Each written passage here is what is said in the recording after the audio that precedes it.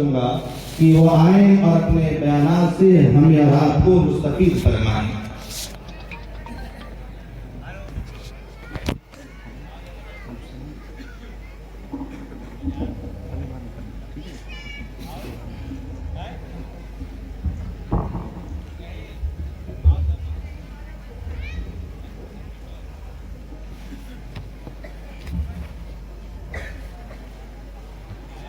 السلام علیکم ورحمۃ اللہ وبرکاتہ۔ الحمد للہ نحمده ونستعینه ونستغفره ونؤمن به ونتوکل علیہ ونعوذ باللہ من شرور انفسنا ومن سیئات اعمالنا من يهده الله فلا مضل له ومن يضلل فلا هادي له ونشهد أن لا إله إلا الله وحده لا شريك له ونشهد أن سيدنا ونبينا ومولانا محمدا عبده ورسوله صلى الله تعالى عليه وعلى آله وأصحابه وذرياته وأهل بيته وبارك وسلم تسليما كثيرا كثيرا. أما بعد فأعوذ بالله من الشيطان الرجيم. بسم الله الرحمن الرحيم. لقد من الله على المؤمنين إذ بعث فيهم رسولا منهم يتلو عليهم آياته ويزكيهم ويعلمهم الكتاب والحكمة وإن كانوا من قبل لفي ضلال مبين. وقال تعالى ورفعنا لك ذكرك. وقال تعالى وما أرسلناك إلا رحمة للعالمين. وقال النبي صلى الله عليه وسلم لا يؤمن أحدكم حتى أكون أحب إليه من والده وولده والناس أجمعين أو كما قال عليه الصلاة والسلام. کہ محمد سے وفا تو نے تو ہم تیرے ہیں، کہ محمد سے وفا تو نے تو ہم تیرے ہیں، یہ جہاں چیز ہے کیا لوح و قلم تیرے ہیں. وہ دانائے سبل ختم الرسل مولائے کل جس نے، وہ دانائے سبل ختم الرسل مولائے کل جس نے، غبار راہ کو بخشا فروغ وادی سینہ، نگاہ عشق و مستی میں وہی اول وہی آخر، نگاہ عشق و مستی میں وہی اول وہی آخر، وہی قرآن وہی فرقان وہی یاسین وہی طٰہٰ. میرے بزرگوں اور جلسے میں تشریف لائے ہمارے معزز مہمانان کرام،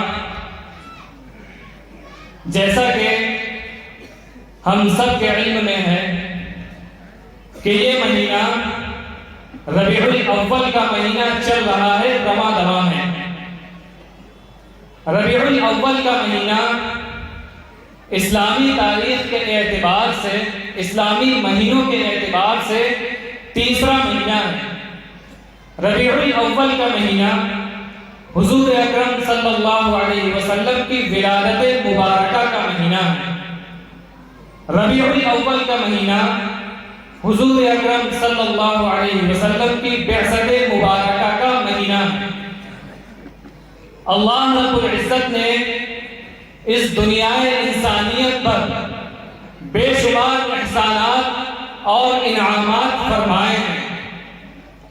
اگر ان انعامات کا اور ان احسانات کا ہم شمار کرنا چاہیں، ان کو گننا چاہیں، ان کا احاطہ کرنا چاہیں تو ہرگز ہرگز نہیں کر سکتے. اللہ رب العزت کا ارشاد ہے کہ وَإِن تَعُدُّوا نِعْمَةَ اللَّهِ لَا تُحْصُوهَا، کہ اگر تم اللہ رب العزت کی نعمتوں کا شمار کرنا چاہو، اگر تم اللہ رب العزت کی نعمتوں کو گننا چاہو تو ہرگز ہرگز شمار نہیں کر سکتے، ہرگز ہرگز گن نہیں سکتے. تو اللہ رب العزت کے جہاں ایک طرف اس دنیا انسانیت پر بے شمار احسانات ہیں، ان احسانات میں اللہ رب العزت کا جو سب سے بڑا احسان ہے، سب سے بڑا جو انعام ہے دنیا انسانیت پر وہ حضور اکرم صلی اللہ علیہ وسلم کی بعثت مبارکہ ہے۔ حضور اکرم صلی اللہ علیہ وسلم کا اس دنیا میں تشریف لانا ہے۔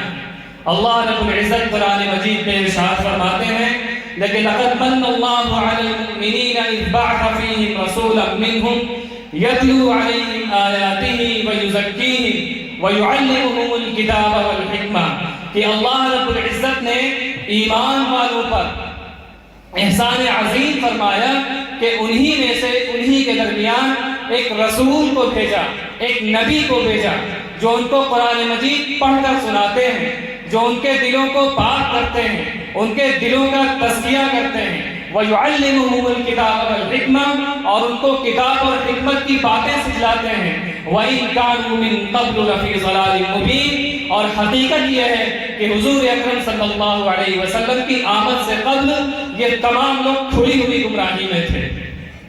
تو اللہ رب العزت نے جو اس دنیا پر احسانات فرمائے ہیں، حضور اکرم صلی اللہ علیہ وسلم کی بعثت مبارکہ ان احسانات میں سے اللہ رب العزت کا سب سے بڑا اور سب سے عظیم احسان ہے۔ میں نے خطبے میں ایک حدیث مبارکہ پڑھی تھی کہ لا یؤمن احدکم حتی اکون احب الیہ من والدہ وولدہ والناس اجمعین، کہ تم میں سے اس وقت تک کوئی شخص بھی کامل مومن نہیں ہو سکتا، مکمل ایمان والا نہیں ہو سکتا جب تک کہ میں یعنی میری ذات حضور اکرم صلی اللہ علیہ وسلم کی ذات مبارکہ اس کے نزدیک، اس کے والدین، اس کے اہل و عیال، اس کے پریوار اور تمام لوگوں سے زیادہ محبوب نہ ہو جاؤں۔ تو معلوم یہ ہوا کہ کامل ایمان کے لیے، مکمل ایمان والا بننے کے لیے حضور اکرم صلی اللہ علیہ وسلم کی محبت اور حضور اکرم صلی اللہ علیہ وسلم کا عشق ہمارے دلوں میں ہونا ضروری ہے۔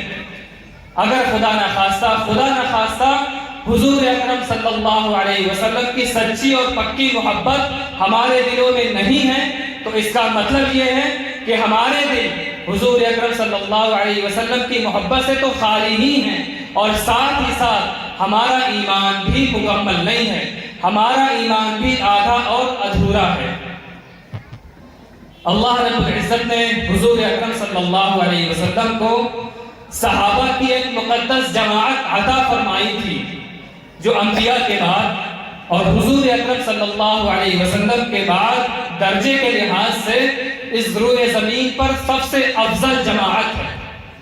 صحابہ کو حضور اکرم صلی اللہ علیہ وسلم سے اس درجے محبت تھی، بے انتہا محبت تھی کہ وہ سب کچھ برداشت کر سکتے تھے، وہ سب کچھ قربان کر سکتے تھے، اپنے گھر والوں کو قربان کر سکتے تھے، اپنی جان نچھاور کر سکتے تھے، اپنے والدین کو قربان کر سکتے تھے، اپنے بال بچوں کو قربان کر سکتے تھے، اپنے بچوں کو یتیم بنا سکتے تھے، اپنی بیوی کو بیوہ کر سکتے تھے، لیکن حضور اکرم صلی اللہ علیہ وسلم پر ذرہ برابر آنچ آ جائے، حضور اکرم صلی اللہ علیہ وسلم کو ذرہ برابر کوئی تکلیف پہنچ جائے، یہ انہیں برداشت نہیں تھا، یہ وہ گوارا نہیں کر سکتے تھے۔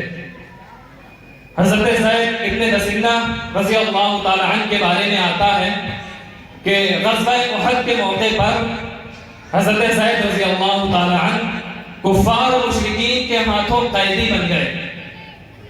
جب حضرت زید کو پھانسی دینے کے لیے سولی پر لایا گیا تو ابو سفیان نے ان سے پوچھا کہ اے زید، کیا تم اس بات کو پسند کرتے ہو کہ آج تمہاری اس جگہ پر، آج تمہارے اس مقام پر محمد ہو اور تم سکون کے ساتھ اپنے پریوار کے ساتھ، اپنے اہل و عیال کے ساتھ زندگی بسر کرو؟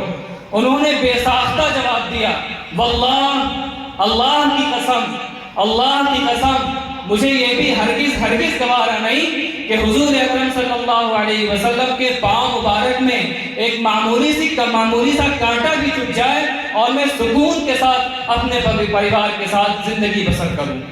یہ ہوتی ہے حضور اکرم صلی اللہ علیہ وسلم کے ساتھ حقیقی محبت۔ اسی طرح ایک انصاری صحابیہ کا واقعہ ہے کہ جنگ احد کے موقع پر ایک افواہ اڑ گئی تھی کہ حضور اکرم صلی اللہ علیہ وسلم کو نعوذ باللہ شہید کر دیا گیا ہے۔ جب یہ خبر اس انصاری خاتون اور انصاری صحابیہ تک پہنچی تو وہ گھبرا اٹھی، بے چین ہو گئی کہ ہمارے حضور کیسے ہیں، ہمارے حضور کی کیا خیریت ہے۔ چل پڑی، جنگ کے میدان احد کی طرف چل پڑی۔ راستے میں جب چلی تو انہیں کسی نے خبر دی کہ اس غزوے میں اور اس جنگ میں تمہارے باپ کو شہید کر دیا گیا ہے۔ پھر بھی وہ بغیر پرواہ کیے ہوئے آگے بڑھتی رہی، چلتی رہی اور پوچھتی رہی کہ ہمارے حضور کیسے ہیں، ہمارے نبی کیسے ہیں۔ چلتی رہی، آگے بڑھتی رہی۔ پھر کسی نے انہیں خبر دی کہ تمہارے بیٹے کو بھی اس جنگ میں شہید کر دیا گیا ہے۔ پھر بھی انہوں نے کوئی پرواہ نہیں کی، آگے بڑھتی رہی، چڑھتی رہی اور پوچھتی رہی کہ ہمارے حضور کیسے ہیں، ہمارے حضور کی کیا خیریت ہے۔ پھر جب چند قدموں پر آگے بڑھی تو کسی نے خبر دی کہ تمہارے شوہر کو بھی شہید کر دیا گیا ہے۔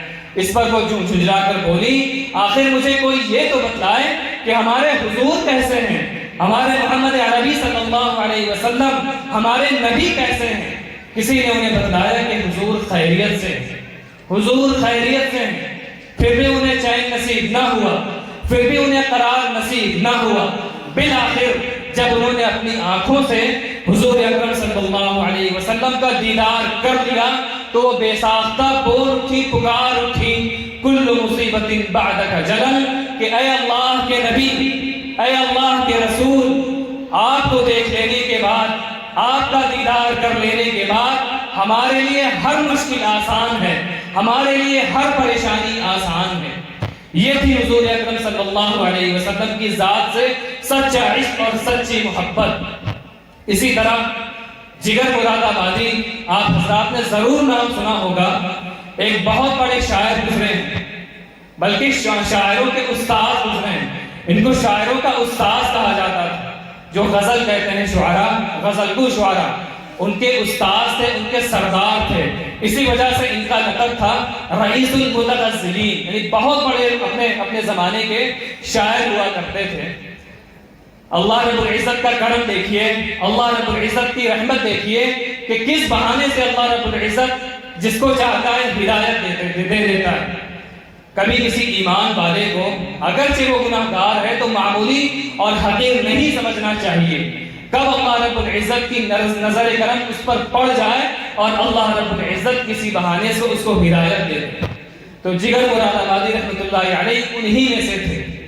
ان کی زندگی میں ایک انقلابی واقعہ پیش آیا تھا جس سے ان کی زندگی بدل گئی تھی اور وہ ایک نیک انسان بن گئے تھے، اللہ والے انسان بن گئے تھے۔ ہوا یوں کہ اس زمانے میں اجمیر کے اندر ایک نعتیہ مشاعرہ منعقد ہوا، ایک عالمی مشاعرہ تھا، بہت بڑا مشاعرہ تھا۔ اس وقت جو چوٹی کے شعراء ہوا کرتے تھے، بڑے بڑے شعراء، ان کو منتظمین مشاعرہ نے دعوت دی، مدعو کیا، لیکن وہ مشاعرہ ہی کیا کہ جس میں جگر صاحب کو نہ بلایا جائے، جگر صاحب کو چھوڑ دیا جائے۔ لیکن منتظمین کے سامنے ایک سوال یہ تھا کہ جگر صاحب کو کیسے بلایا جا سکتا ہے؟ وہ تو ایک شرابی انسان ہے، وہ تو عشق و مستی میں زندگی گزارنے والے انسان ہیں، ان کی زندگی عشق و مستی کی نظر ہے۔ تو چنانچہ منتظمین جلسہ کے درمیان اختلاف ہو گیا کہ جگر مراد آبادی صاحب کو اس جلسے اس مشاعرے میں دعوت دی جائے، اس نعتیہ مشاعرے میں بلایا جائے یا نہ بلایا جائے۔ کافی غور و خوض کے ساتھ نتیجہ یہ ہوا، اور نتیجہ یہ نکلا، فیصلہ یہ ہوا کہ جگر صاحب کو بھی اس نعتیہ مشاعرے میں دعوت دی جائے اور ان سے نعت پڑھوائی جائے۔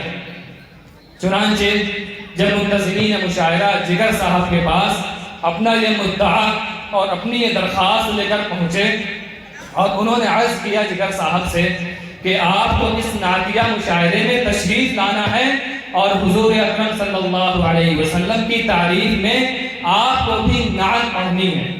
جو ہی جگر صاحب نے یہ سنا وہ کانپ اٹھے، گھبرا گئے، رونے لگے، کہنے لگے میرے جیسا شرابی انسان، میرے جیسا گنہگار انسان اور میرے جیسا گندی زبان والا انسان کیسے حضور اکرم صلی اللہ علیہ وسلم کی جو پاک ذات ہے اس کی تعریف میں نعت پڑھ سکتا ہے؟ کیسے اپنی زبان کو حرکت دے سکتا ہے؟ کیسے حضور اکرم صلی اللہ علیہ وسلم کی مدح سرائی کر سکتا ہے؟ شروع میں تو جگر صاحب نے انکار کر دیا، لیکن منتظمین مشاعرہ نے بہت اصرار کیا، اللہ اللہ کر کے کسی طرح جگر صاحب تیار ہو گئے کہ ٹھیک ہے میں آؤں گا اور نعت پڑھوں گا۔ اب باری تھی نعت لکھنے کی۔ جیسا کہ میں نے بتلایا تھا کہ جگر مراد آبادی غزل کے شاعر تھے، کبھی زندگی میں انہوں نے نعت نہیں لکھی تھی۔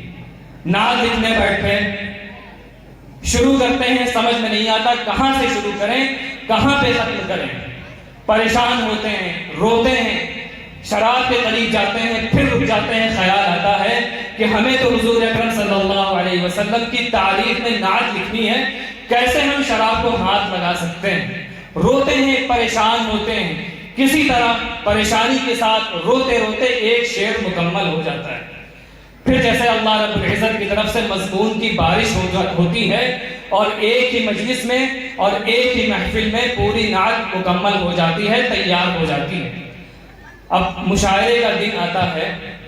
منتظمین مشاعرہ نے یہ کیا تھا کہ جگر صاحب کو مشاعرے سے 3 دن پہلے جگر صاحب کو اجمیر بلا لیا تھا کہ کہیں ایسا نہ ہو کہ ان کی وجہ سے ہنگامہ ہو جائے اور عوام کے درمیان ایک ہنگامے کی فضا قائم ہو جائے۔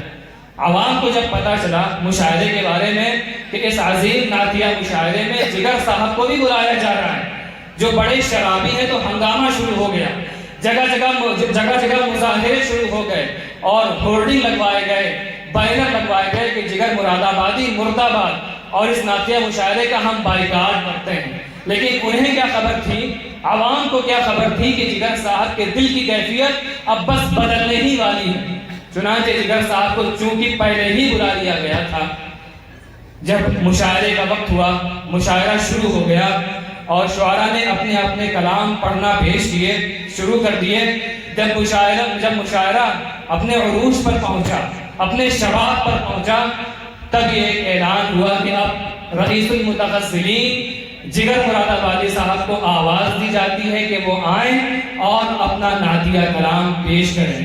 یہ اعلان سننا تھا کہ دوبارہ سے ہنگامہ شروع ہو گیا، پھر نعرے بازی شروع ہو گئی کہ جگر مراد آبادی مرد آباد مرد آباد۔ جگر صاحب اپنی جگہ سے اٹھے اور نہایت ہی سنجیدگی اور متانت کے ساتھ مائک پر آ کر صرف انہوں نے ایک جملہ کہا کہ آپ اپنی نفرت کا نشانہ میری ذات کو بنا رہے ہیں یا اس پاک ذات کو، اس عظیم ہستی کو، اس اللہ کے رسول صلی اللہ علیہ وسلم کی ذات مبارکہ کو کہ جس کی مدحت میں، جس کی تعریف میں ہمیں نعت پڑھنے کا موقع ملنے جا رہا ہے، نعت پڑھنے کا شرف حاصل ہو رہا ہے۔